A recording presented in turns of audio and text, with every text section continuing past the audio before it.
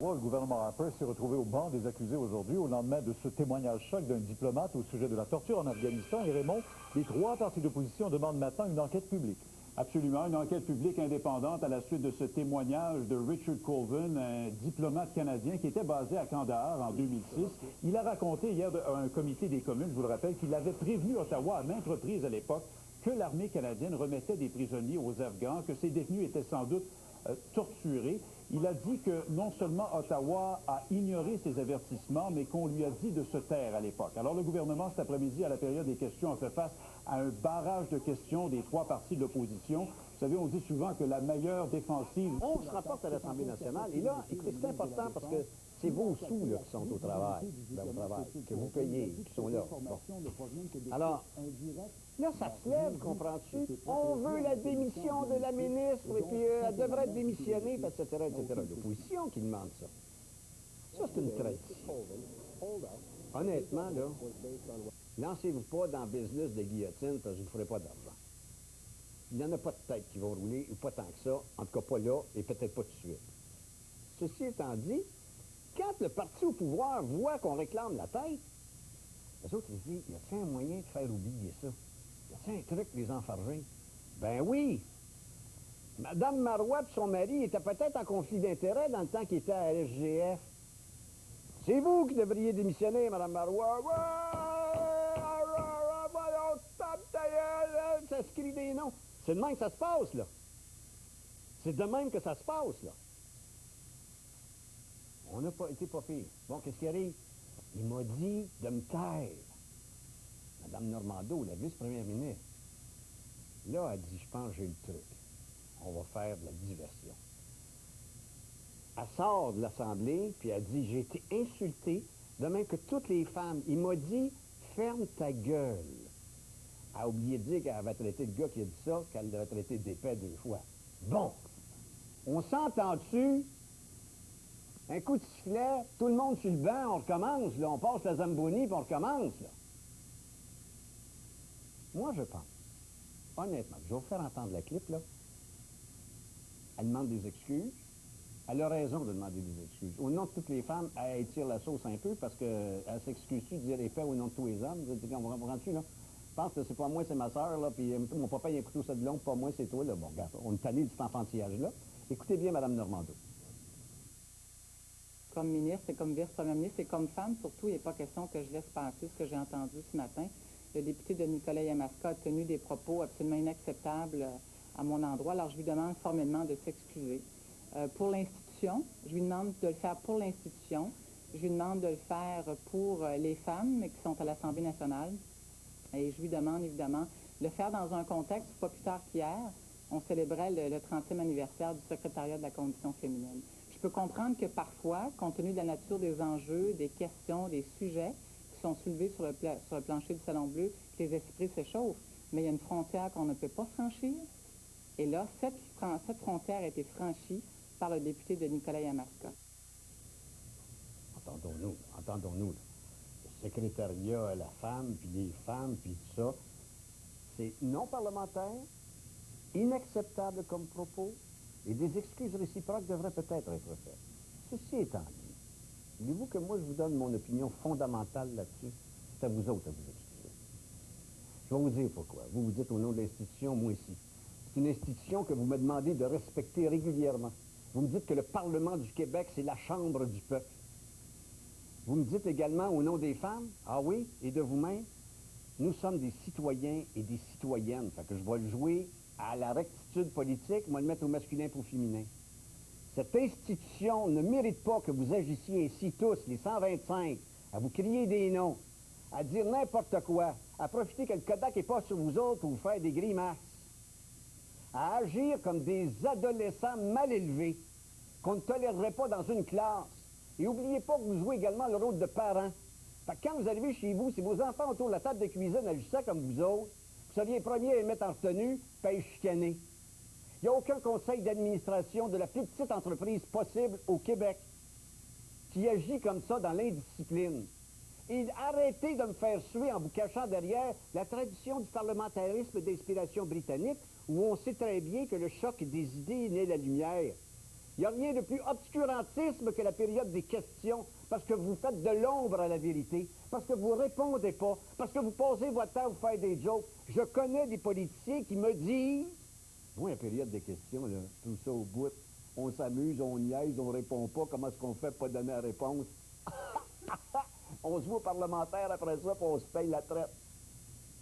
Cette hypocrisie et cette façon de faire est une atteinte fondamentale à la démocratie. C'est clair? Vous devriez, et vous, Monsieur le Président de l'Assemblée, vous lever et dire, Mesdames, Messieurs, je pense que nous avons à passer à l'unanimité ici une résolution pour nous excuser auprès de la population québécoise de l'attitude grossière, cavalière et indisciplinée que nous avons envers les citoyens et les citoyennes. C'est ça que vous avez à faire. Si vous voulez une revalorisation de votre job, si vous voulez qu'on respecte ce que vous faites, si vous voulez qu'on croit qu'on a raison de mettre confiance en vous en allant mettre notre papier aux 4 ans dans une urne, au nom de la démocratie, crachez pas dessus, s'il vous plaît, et riez pas d'elle. C'est des excuses que ça prend. Et M. Vallière, qui avait perdu le contrôle hier, parce que je vous comprends tout à fait, assis, s'il vous plaît, assis, là. Ben, levez-vous, puis dites, on devrait mettre une résolution pour tout le monde, puis on devrait faire une déclaration comme qu'on s'excuse auprès de la population québécoise, d'avoir dévié le sujet et d'avoir agi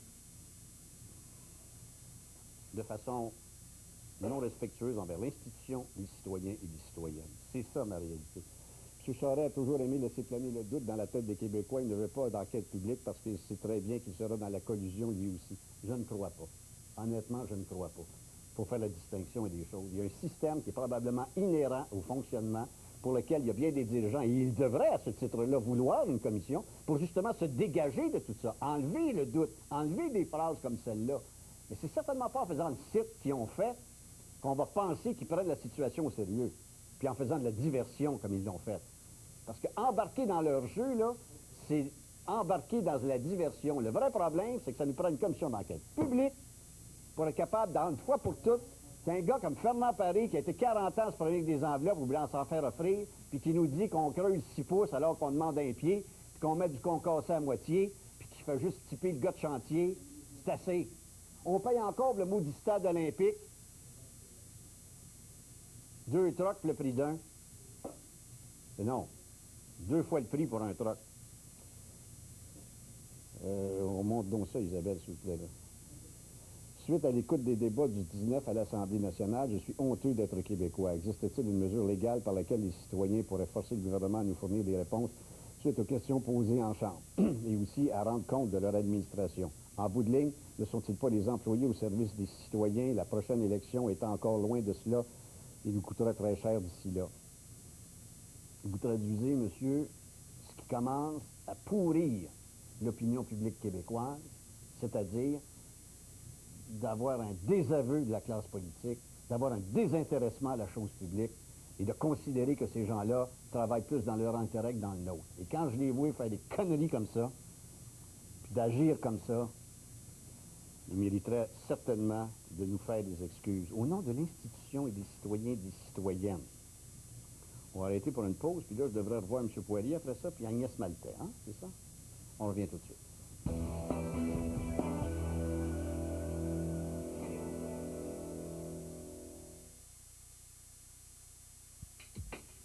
Desjardins vous présente Tout savoir sur vos avoirs. Mon nom est Myriam. J'ai donné une procuration à ma mère pendant mon voyage.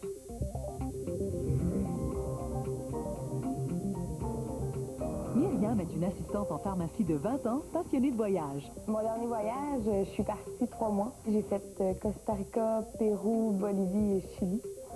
Sur la recommandation de son conseiller financier, Myriam a donné une procuration à sa mère pour qu'elle s'occupe de ses finances durant son absence. J'ai choisi ma mère comme mandataire, puisque c'est une personne qui est proche de moi et que je peux lui faire confiance totalement.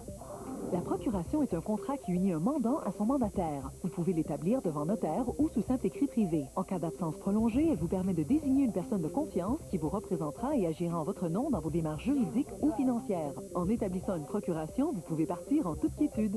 Une procuration, ça a vraiment été une libération dans le sens où j'ai pu partir la tête tranquille. Ma mère a pu s'occuper de mes choses sans souci. Desjardins est fier de vous avoir présenté Tout savoir sur vos avoirs. Pour d'autres conseils, procurez-vous le magazine Espace D en caisse. C'est plus qu'une banque, c'est Desjardins.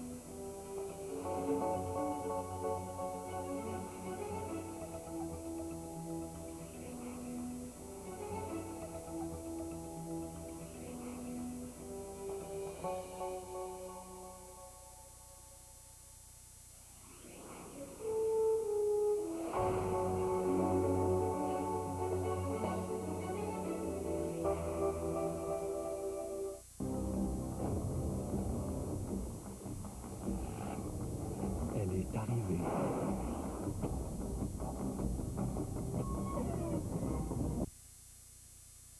Un message d'encouragement. Ça va venir, elle va se Ça va placer. venir, oui. Elle va passer de Search for Talent à Extreme Makeover. Oh, peut-être. Parfait, merci Salut, beaucoup. bon Merci week-end. bien, au revoir, vous aussi.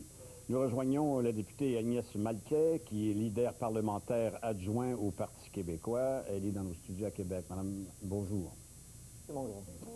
Madame Maltais, vous avez certainement entendu ce que je viens de dire. Je ne sais pas si je tiens un propos, mais vous ne pensez pas que la classe politique devrait s'excuser auprès des citoyens et citoyennes de vos comportements hier à l'Assemblée nationale, d'un bord ou de l'autre, là? Je peux vous dire que c'était pas très édifiant, pas très joli. Les citoyens ne méritent pas une Assemblée nationale qui se conduit comme ça. Ça, c'est très clair. Vous devriez piloter une demande au président de l'Assemblée pour qu'il y ait une petite résolution pour s'excuser auprès de nous tous. Parce que, je veux dire, quand je vois nos taxes à l'œuvre à travers vos payes, puis que je vois que ça se crie des noms, puis ça veut se trancher des têtes, puis ça s'envoie de promener, je trouve pas ça fort. Honnêtement, là. Vous avez raison, c'est pas édifiant, c'est pas joli. Il y a un niveau d'exaspération qui s'est exprimé d'une façon dont ça ne doit pas s'exprimer.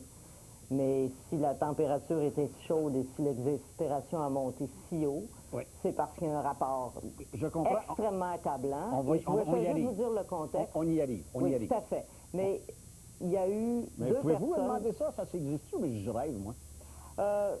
Ça n'existe pas, mais il aurait fallu, je pense, hier, que le président de l'Assemblée nationale suspende les travaux, absolument. puis qu'on se calme le pompon. Oui, oui, exact. Se calme le Agnès pompon. Maltais, tout ça était une opération de diversion.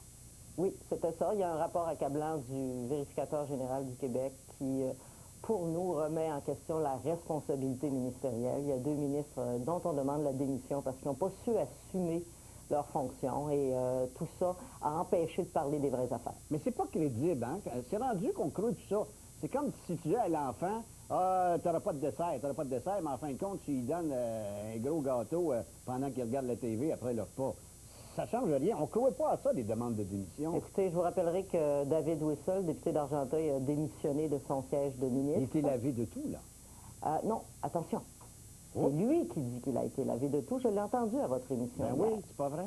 Non, dans le rapport du vérificateur général. C'est-à-dire qu'on dit que, évidemment, on n'a jamais dit qu'il y avait nécessairement eu tentative là, de quoi que ce soit, mais sa compagnie, dans le rapport du vérificateur général, on apprend qu'on a outrepassé les règles, on a sauté par-dessus les règles du Conseil du Trésor pour donner des contrats à sa compagnie. Mais c'est pas de sa faute à lui. Oui, mais on n'a jamais dit qu'il y avait nécessairement mis les mains là-dedans. Non, c'est mais ça. qu'il y a apparence de conflit d'intérêts et on doit être blanc comme neige quand on est au gouvernement.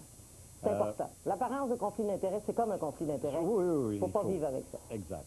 Dites-moi, qu'est-ce qui va se passer? Croyez-vous véritablement, parce que là, ça commence à sortir de partout, là, les volontés. J'ai parlé à Mme Carbonneau pour la CSN. Elle veut ça. Il y a un jeune homme qui fait une initiative citoyenne d'une pétition pour qu'il y ait une enquête publique. Le gouvernement dit il y a des enquêtes policières, mais on n'écarte pas la possibilité d'enquête publique. Est-ce que vous croyez qu'on reporte, on repelte par en avant, ou s'il y en aura une? Y croyez-vous quand vous la demandez haut et fort? On y croit profondément. Je sais que le gouvernement espère que ça ne dure pas plus que 2 semaines et que quand va arriver le temps des fêtes, des tourtières, que les gens oublient ça. Mais actuellement, les demandes fusent de partout. Tous les maires le demandent à peu près au Québec, même le maire de Laval s'y joint. Le gouvernement espère qu'on l'oublie. Et je pense qu'il souhaite compter sur le temps des fêtes. D'ailleurs, hier, c'était pas très joli non plus. Ce qui était pas beau que vous ne voyez pas à la caméra, c'est que le premier ministre Jean Charest était assis les deux bras croisés, puis il riait. Il riait devant nous, là. Il riait en se disant, bon, vous voyez, je gagne du temps et c'est ce que je veux. Oui, mais dans le fond, tout le monde a des comportements un petit peu abusifs là-dedans, lui ou un autre. Probablement qu'il devait avoir du monde sur votre bord qui n'était pas pire dans la grimace aussi. Non, là. je vais vous dire qu'on a demandé 3 fois au président de l'Assemblée nationale de suspendre, d'arrêter l'horloge pour que les gens se calment et qu'on puisse avoir des réponses aux questions. Nous, on a un devoir, là. Puis des deux côtés, de tous les côtés, là, Oui. on a un devoir de prendre ce rapport-là du vérificateur général, l'analyser, de poser des questions, de comprendre ce qui s'est passé pour que ça arrête. Or, les réponses que j'ai eues de Norman McMillan, par exemple, le ministre délégué au transport, c'est « ça a toujours marché de même, ça va continuer de même ».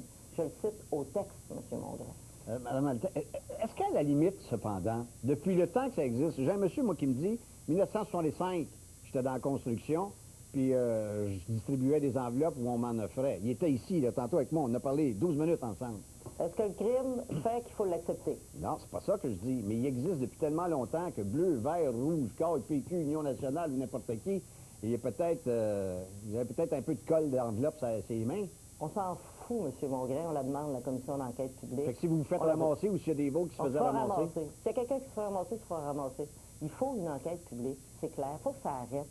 On calcule que c'est à peu près 300-350 millions cette année qui sont perdus, qui ne sont pas en service direct, là. Ils vont dans les poches de gens qui auraient fait de la collusion dans le monde de la construction. On est prêt, regardez là, qui ouvre les livres, puis tout le monde là, on est prêt à s'asseoir, puis il y a seulement le Parti libéral actuellement qui ne veut pas le faire. On va assumer ce qui se passera. Il n'y a pas de problème. De toute façon, on n'a pas peur. Mais il faut que ça se tienne, et il faut que les cris surviennent de partout. Il faut que les courriels inondent les boîtes des ministres libéraux, des députés. Il faut que les gens téléphonent. Il faut que des gens comme vous aient le courage, comme vous avez le courage de faire, de le demander. Il faut que ça continue. Il ne faut pas que le gouvernement réussisse à faire taire ça. Agnès Maltais, merci beaucoup. Je vous souhaite une bonne fin de semaine par ailleurs. Merci, M. Mongrain. Allez vous reposer. Criez pas, là. Non, je suis plutôt tranquille, moi. Okay. Je reçois les insultes. Honnêtement, là, vous devriez piloter une petite excuse. Je pense à ça. Merci beaucoup. Hey, vous êtes-vous senti insulté, vous, comme femme? Non. J'ai reçu une insulte pire que ça la veille. J'ai pas dit un mot parce que j'avais un devoir à faire, poser des questions. Merci beaucoup, Mme Maltais. Ça fait plaisir. Wow. On va aller à la pause. On va peut-être avoir le Dr Poirier au retour de la pause.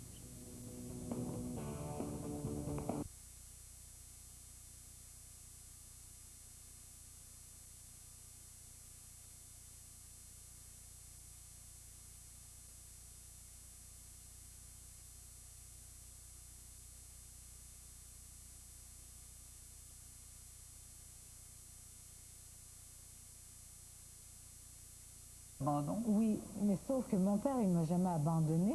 Mais vous avez